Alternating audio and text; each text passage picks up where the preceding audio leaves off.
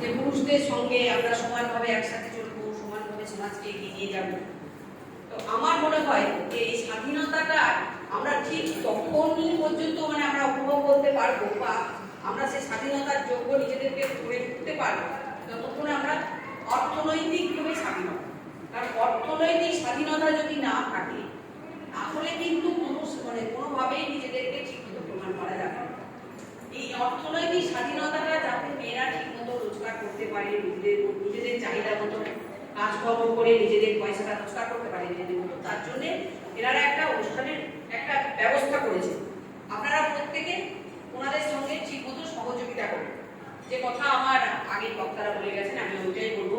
ওনারা যখন নেমেছেন আমাদের সাহায্য করার জন্য, আপনারাও ঠিক সেইভাবে নিজেদেরকে ঠিক করুন যে পয়সা রোজগার করতে গেলে কোন ব্যবসা করবে, কিভাবে করবে, সেটা নিজেরা ঠিক করে নেবেন।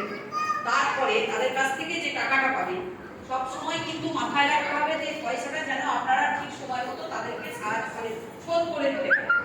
কারণ একটা জায়গায় টাকা লোন নিয়ে আপনি আপনার কাজটা করলেন, সেই টাকাটা যদি আপনি আবার সময় মতো ফেরত দেন তাহলে কি হবে, ওই টাকাটা আবার আপনার মতো অন্য কারো কাজে লাগবে, তাহলে আরেকটা গোষ্ঠী সেটা সাহায্য পাবে।